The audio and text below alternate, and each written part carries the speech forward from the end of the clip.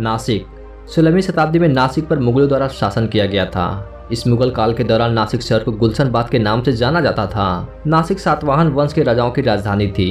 नासिक का इतिहास बहुत ही पुराना है। इस शहर का नाम तब से लिया गया है जब भगवान राम के भाई लक्ष्मण ने रावण की बहन सुपनखा की नाक काटी थी। पौराणिक कथाओं के अनुसार कहा जाता है कि राम, सीता और लक्ष्मण 14 वर्ष वनवास के समय नासिक की पंचवटी में रहने के लिए उपयोग किया था, जिसकी वजह से ये शहर बहुत ही प्रसिद्ध है। आपको बता दें कि ये शहर आदर्श वाइन चखने के लिए खास जगह भी है। नासिक महाराष्ट्र में गोदावरी नदी के तट पर स्थित, जिसका नाम रामायण से जुड़ा एक अवशेष है।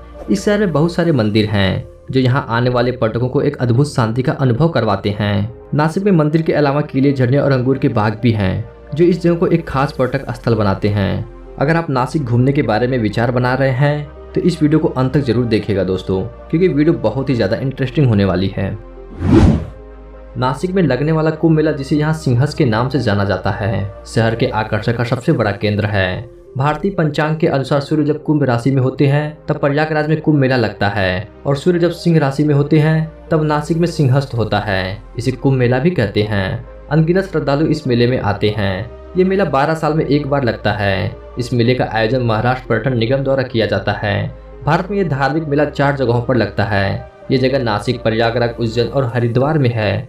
प्रयागराज में लगने वाला कुंभ मेला सबसे बड़ा धार्मिक मेला है। इस मेले में हर बार विशाल संख्या में भक्त आते हैं। इस मेले में आए लाखों श्रद्धालु गोदावरी नदी में स्नान करते हैं। ये माना जाता है कि इस पवित्र नदी में स्नान करने से आत्मा की शुद्धि और पापों से मुक्ति मिलती है। इसके अलावा प्रत्येक वर्ष आने वाले शिवरात्रि के त्योहार को भी यहाँ बहुत ही धूमधाम से मनाया जाता है। हजारों की संख्या में आए तीर्थयात्री इस पर्व को पूरी उमंग और उत्साह के साथ मनाते हैं। श्रवेश्वर ज्योतिर्लिंग मंदिर। श्रवेश्वर भारत के महाराष्ट्र के नासिक जिले में स्थित है। ये 12 ज्योतिर्लिंग में से एक है। ये नासिक रेलवे स्टेशन से लगभग 30 किलोमीटर की दूरी पर स्थित है। ये मंदिर काले पत्थरों से बना हुआ है तथा गोदावरी नदी के किनारे स्थित है। इस प्राचीन मंदिर का पूर्व निर्माण तीसरे पेशवा बालाजी अर्थात नाना साहेब पेशवा ने करवाया था। इस ज्योतिर्लिंग की सबसे बड़ी विशेषता यह है कि इस मंदिर के गड्ढे में 3 छोटे छोटे लिंग सटे हुए हैं, जिसे ब्रह्मा, विष्णु और महेश का प्रतीक माना गया है। अन्य सभी ज्योतिर्लिंग में केवल भगवान शिव ही विराजित हैं।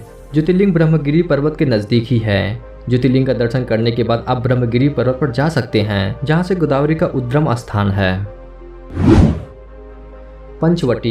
पंचवटी नासिक के उत्तरी भाग में स्थित है।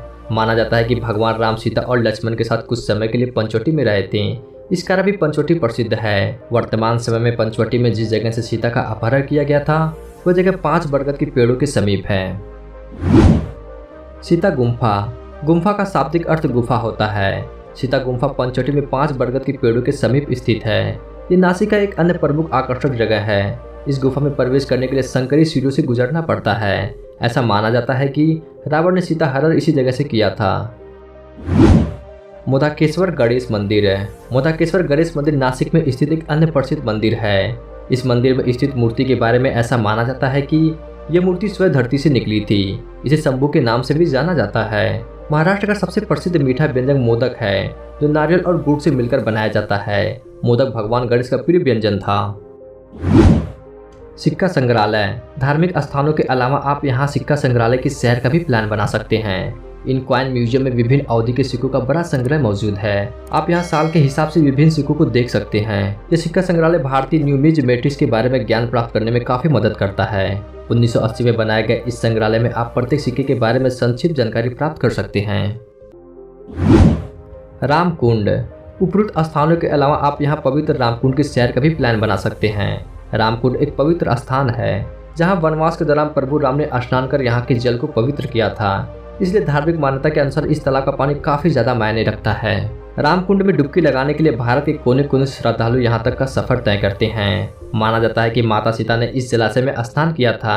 एक अलग धार्मिक अनुभव के लिए आप यहाँ की यात्रा का प्लान बना सकते हैं। अंजनेरी पर्वत है।